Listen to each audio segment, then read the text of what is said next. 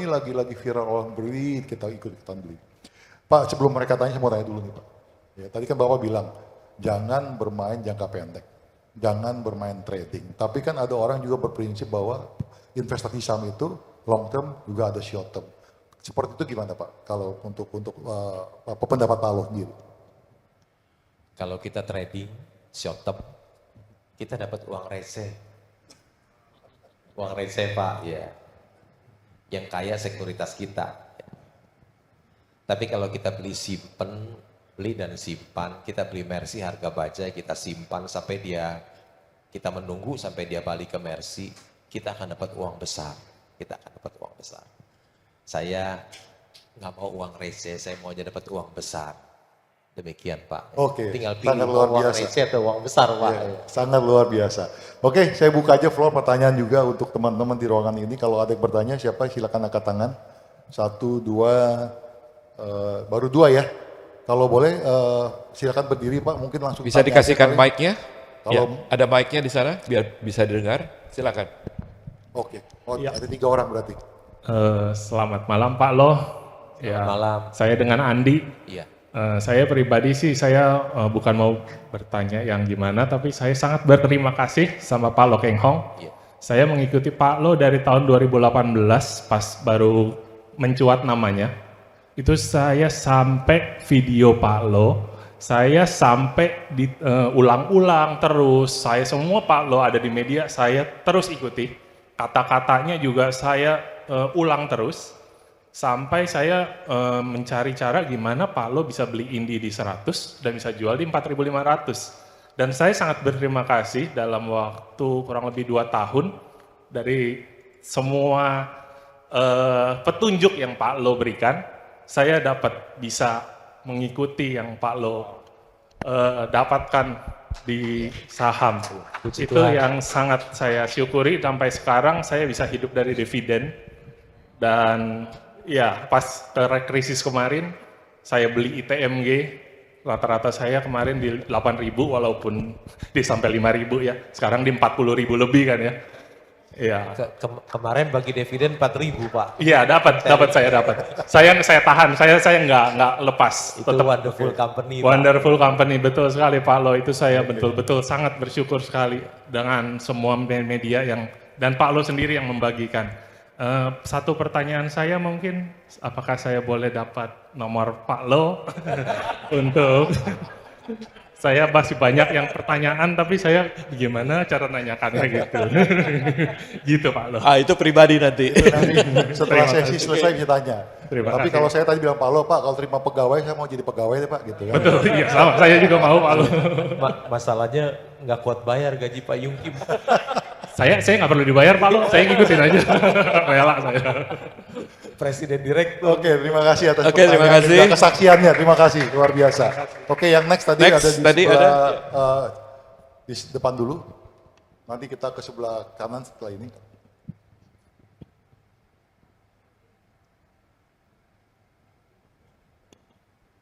Tes. Shalom. Shalom.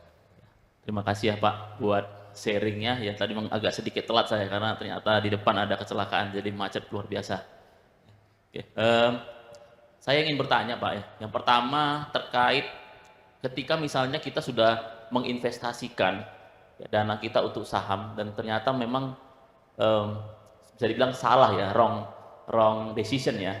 Ketika saham itu ternyata malah makin turun gitu kan ya. Padahal memang niat kita bukan mau jangka pendek, apalagi scalping, nggak seperti itu. Tapi memang ternyata kenyataannya memang menurun terus. Bahkan ketika kita lihat kondisi eksternalnya yang mikro dan makronya, ternyata memang efeknya ini kayaknya jangka panjang gitu.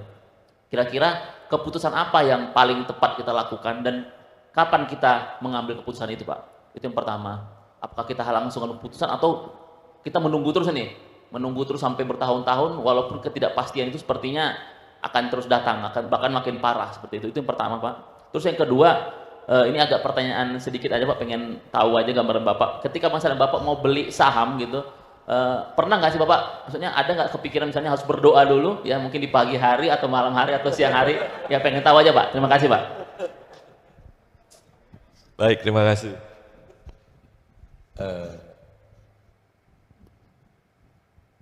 tadi Bapak beli sahamnya yang seperti apa? Nggak tahu juga. Kalau Bapak belinya saham bagus dan murah, ya harus disimpan.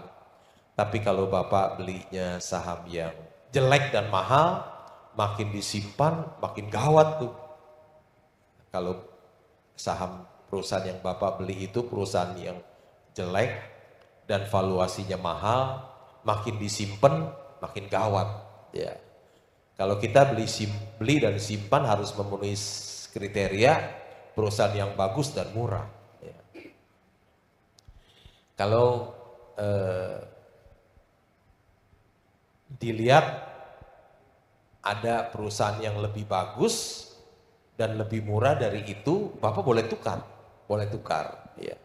Saya nggak tahu sahamnya saham apa. Hah?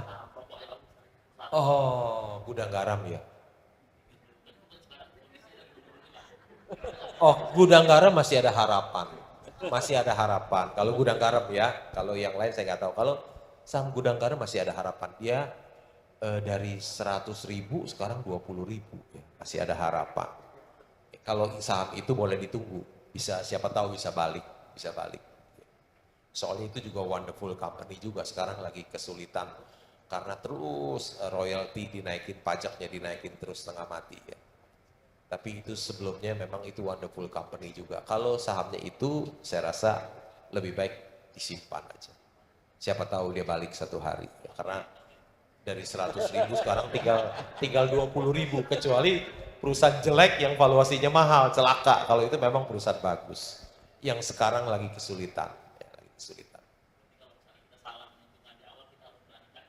Oh ya, kalau kita beli saham yang perusahaan yang jelek dan mahal harus di-cut. Ya. Tapi kan saya udah sangat selektif, jadi selalu beli dapatnya yang bagus dan murah, Pak. Ya.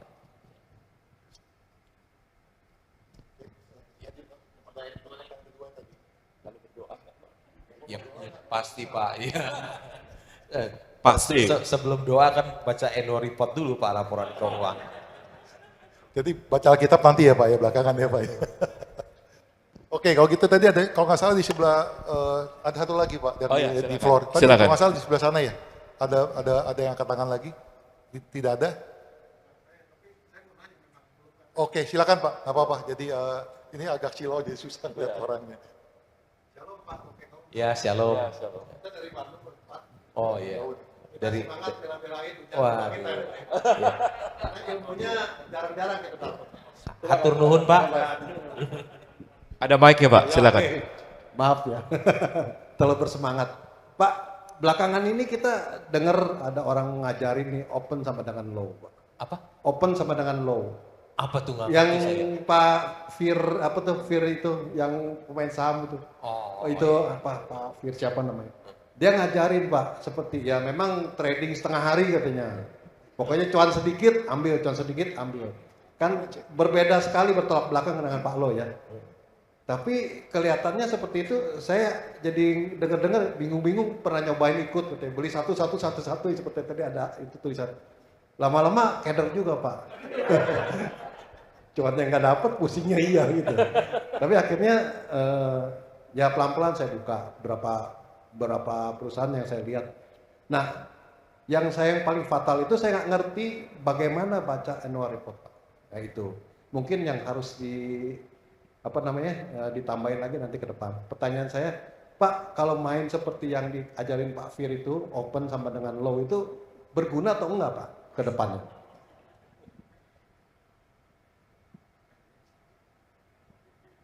Pak, lebih baik ikut orang yang sudah punya uang 100 miliar dolar.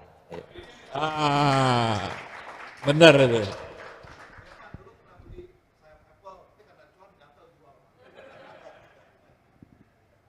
Saya hanya berpatokan benchmark saya sama orang yang berinvestasi saham yang sudah memiliki 100 miliar dolar.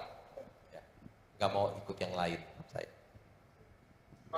Baik, kita akan lihat di layar tayangan dari teman-teman yang ikut Zoom pertanyaannya di sini. Saya bacakan aja dulu Pak. Dari pendeta Garrett Sarapi, I never invest in anything that I don't understand. Saya nggak ngerti nih Garrett Sarapi. Oke. Izin tanya, tadi Bapak katakan jangan invest kalau NU report komisaris dan dewan direksi tidak jujur dan tidak integritas. Bagaimana kita bisa tahu jujur dan integritas? Pertanyaan kedua, saat kapan kita bisa beli indikatornya? Apa kalau suatu saham harganya sedang anjlok dan jarang peminatnya? Terima kasih Pak Loh. Jadi ini bicara mengenai komisaris dan dewan direksi yang tidak jujur, bagaimana tahunya Pak? Iya. Bisa dari koran, ya. Koran juga bisa yang kita baca berita-berita dari koran. Bisa juga kita lihat dari laporan keuangannya. Bisa misalnya ada transaksi afiliasi, ya, transaksi.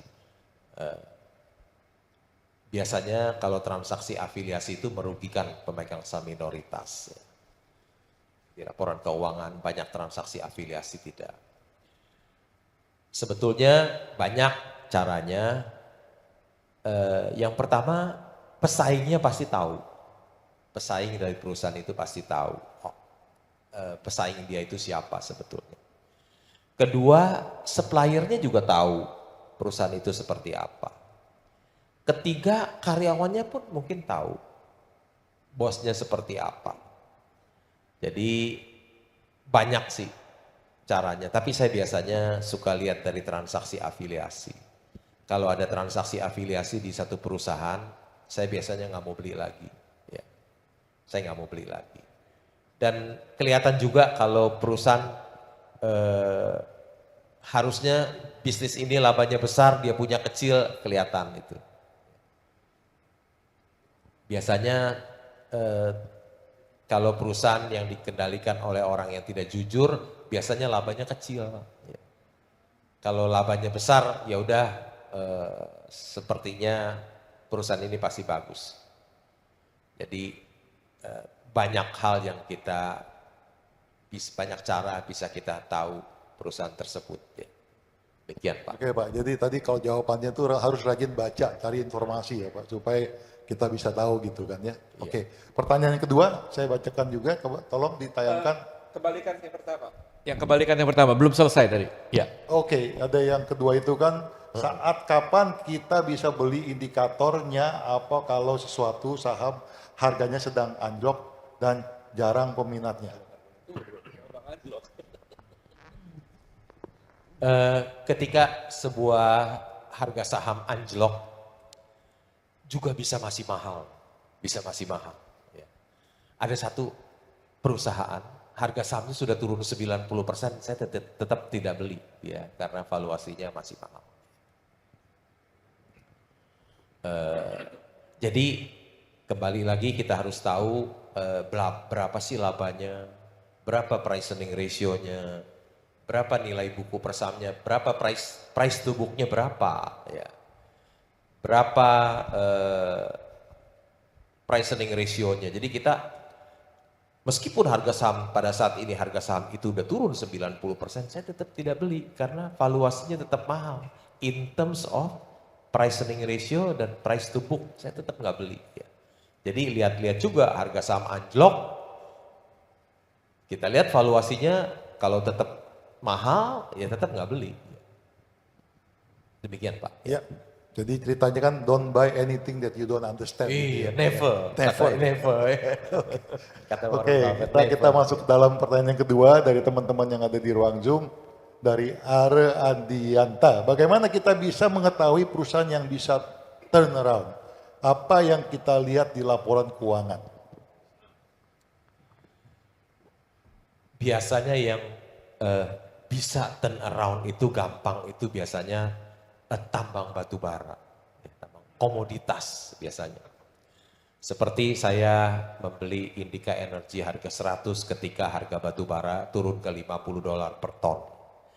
Tentu komoditas itu kalau lagi rendah dia pasti akan segera naik. Saya udah tahu nih kalau komoditas dia beli harga batu bara lagi $50. Kita beli, kita tungguin aja dia pasti naik. Namanya komoditas kan, betul aja setelah saya beli pelan-pelan sampai jadi pemegang saham nomor 4 terbesar di Indika Energy, harga batu bara itu naik $60, $70, $80, sampai $100 dan harganya juga mengikuti. Jadi biasanya komoditas itu turnaround-nya gampang, mudah. Demikian Pak. Oke, kita lanjut di pertanyaan yang ketiga, bisa tolong ditayangkan.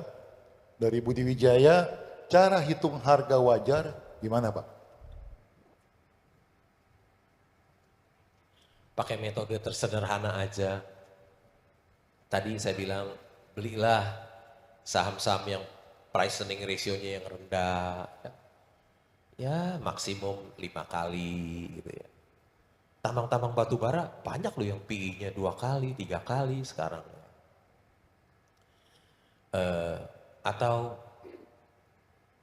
bank, misalnya bank. Ada bank yang price to book 5 kali, ada bank yang bagus, bank besar, aset 200 triliun, 300 triliun, hanya diperdagangkan di price to book 0,5. Ya.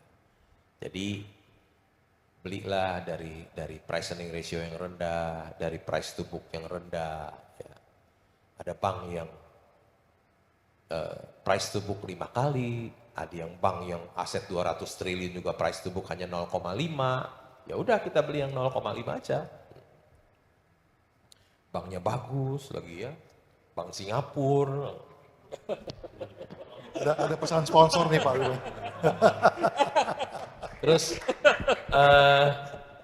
bisa juga dari dividen yield ya. Tadi Bapak itu punya ITMG tuh ya. Harga saham 40.000. Bisa bagi dividen misalnya 10.000. Ya, berarti dividen yield 25%, kapan lagi? Yuk deposito berapa di bank? 5%, 6%. Mendingan beli ITMG dong, dividen yieldnya 25%. Seperti Bapak tadi itu ya.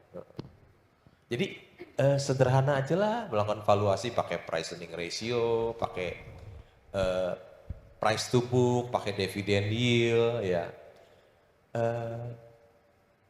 Nggak usah pakai metode yang susah-susah, EV, EBITDA, discounted cash flow. Katanya, kata orang simple is perfect. Ya, yang sederhana itu yang sempurna. Yang rumit-rumit malah meleset hitungannya nanti. Ya, kira-kira begitu Pak. Oke, saya rasa pertanyaan sudah selesai gitu ya.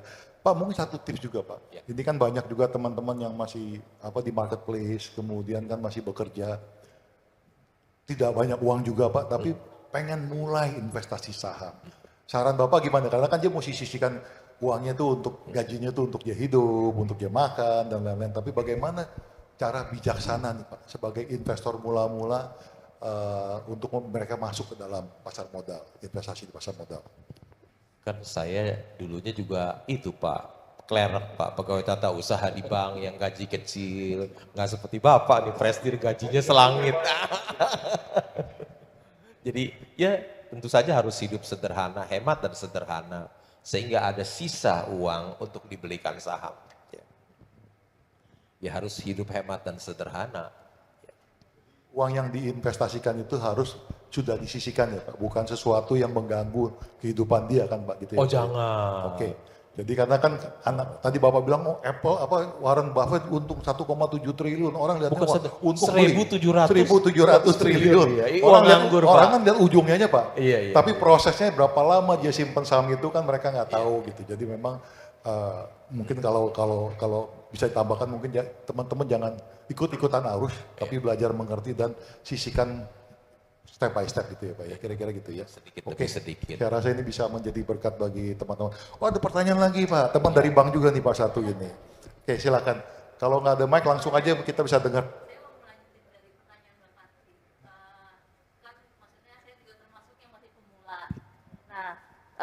Mungkin kalau dari nyisihin uang kita mungkin bisa Pak, tapi lebih ke arah gimana ngontrol emosi dan mental kita Pak.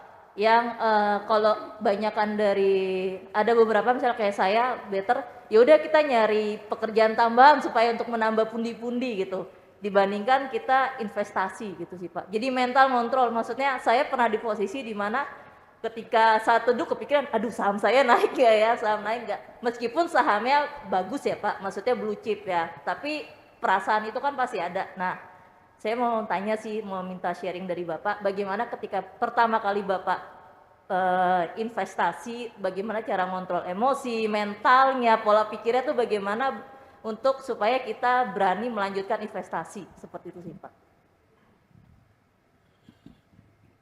Biasanya kalau kita nggak bisa mengontrol emosi kita, biasanya kita tidak tahu apa yang kita beli.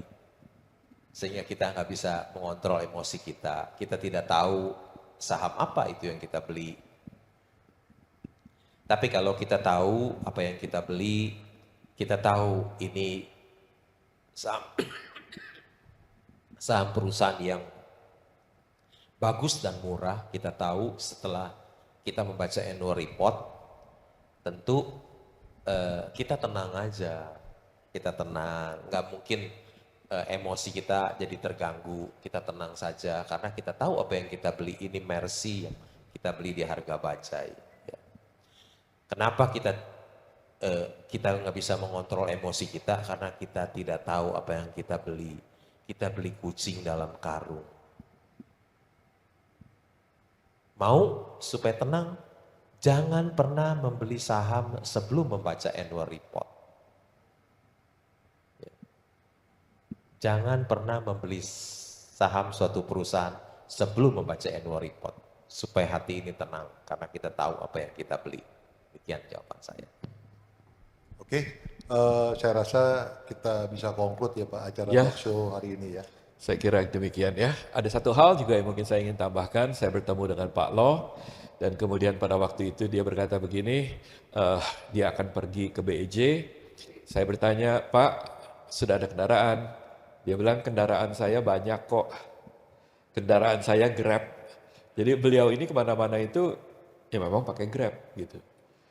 Dan kemudian saya sangat dikatakan belajar untuk hemat, karena beliau ini kantor nggak punya, orang nggak punya, tetapi bisa cuannya banyak gitu, cuannya banyak gitu. Jadi itu yang kita harus belajar, karena saya lihat banyak orang yang memiliki capacity untuk bisa spending, mereka spend, tapi nggak pernah saving gitu. Nah kalau Pak Lo, saya melihat dengan kesederhanaannya, malahan saya bilang, Pak Lo ini kalau batiknya berapaan? Oh Pak 150.000 Pak batik saya gitu. Jadi saya juga. Ini dikasih malah Pak. Oh ini dikasih gitu, ini dikasih. Jadi hal yang perlu kita lakukan adalah coba berhemat karena kita perlu untuk berhemat pada waktu-waktu di mana tadi Pak Lo katakan waktu saham itu turun, dari mana kita bisa masuk dan jangan kita spending pada barang-barang yang hanya mobil, motor dan hanya untuk seperti itu. Dan saya ingat pada waktu saya mulai karir saya juga saya nggak pernah mau beli mobil begitu. Saya kemana-mana kalau ke kantor itu, Pak saya ke kantor naik bajai Pak. Dilihatin orang kalau naik ke bajai gitu. Saya kemana-mana naik bajai pada waktu itu karena memang saya tidak pernah mau beli. Dan fixed asset yang saya invest pertama kali justru tanah Pak, bukan saham. Nah tanahnya juga sekarang ini juga dekat-dekat Pondok Indah dan masih saya simpen Pak. Kalau Pak Lo di bagian yang lain, saya bagian yang lain. Jadi memang harus sabar begitu. Dan saya terus terang juga belajar dengan Pak Lo pada waktu kita ketemu. Dan saya belajar untuk sabar, belajar untuk memperhatikan. Dan juga tadi dikatakan PE ratio-nya lihat, ya price to book value-nya kita lihat. Dan juga dividen. Dan banyak hal yang ratio-ratio yang kita perlu pelajarin. Kalau enggak ya beli bukunya dan kemudian Bapak dan Ibu bisa pelajarin. Ya, jadi semuanya itu pasti mempunyai resiko, tapi kita bisa meminimaliskan resiko itu dengan hikmat yang Tuhan berikan. Tadi juga dikatakan yang penting juga banyak berdoa dan tanya sama Tuhan. Kadang-kadang juga saya nggak tanya Tuhan, Pak, beli aja, jeblok Pak. Tapi sejak ketemu dengan Pak Lo, saya beliin hanya yang memang yang perusahaan-perusahaan yang wonderful dikatakan, yang baik, yang reputasinya juga cukup baik, yang shareholdernya kita tahu baik, dan yang memang tidak banyak ceritanya kita tahu dari beberapa generasi shareholdernya juga cukup ternama di Indonesia dan cukup reputasinya kita ini. Dan bukan yang terkenal di saham yang suka mainin harga saham, yang suka dimarahin orang ya karena saham jeblok gitu. Kita hindarkan saham-saham yang seperti itu. Nah, terima kasih sekali lagi dan saya harapkan malam hari ini baik yang di rumah maupun bapak-bapak yang hadir. Oh, ada satu lagi pertanyaan. Oke, Ya. bisa kalau begitu hanya satu saja? Ya, Iya, saya Pak, rasa satu satu aja. saja ya, cukup. Silakan. Terima kasih Pak. Saya mau tanya Pak, menyambung tadi bicara juga soal tanah. Sekarang kan kalau harga saham-saham properti lagi rendah Pak, lagi banyak saham-saham properti yang lagi murah-murah. Bagaimana menurut pendapat Bapak, apakah ada harapan ataukah memang saham-saham properti itu saham-saham yang ibaratnya saat ini tidak perlu invest di saham-saham itu. Terima kasih Pak. Sama satu lagi, SIDO bagaimana Pak menurut pendapat Bapak? Terima kasih Pak.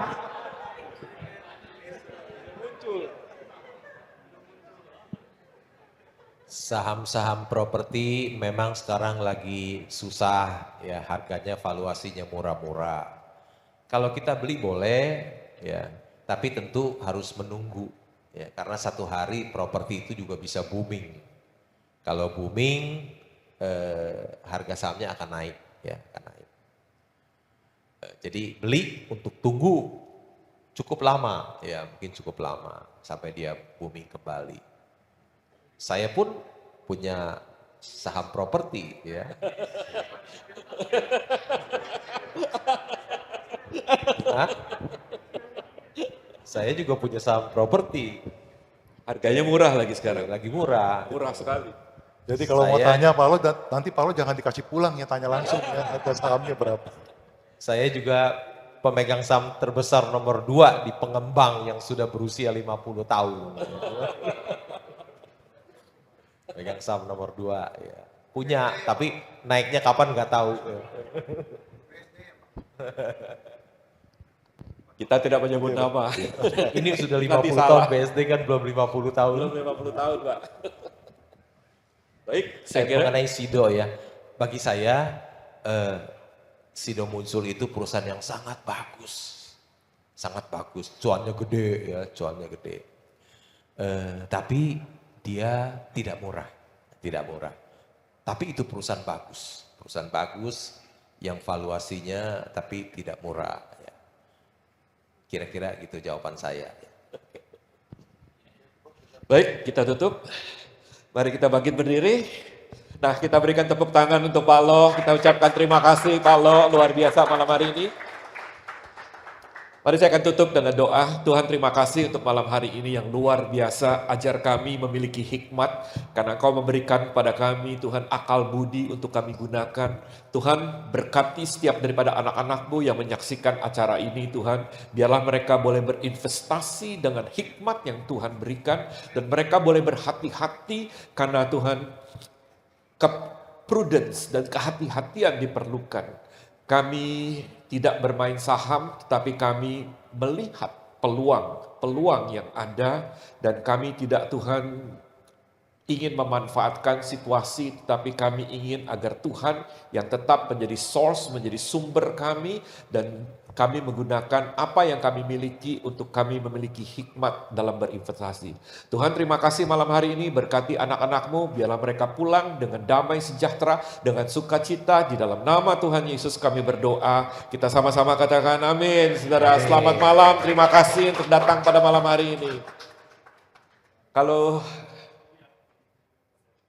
mungkin ada yang lain, tapi saya kira cukup ya. Nanti kesian Bapak ini.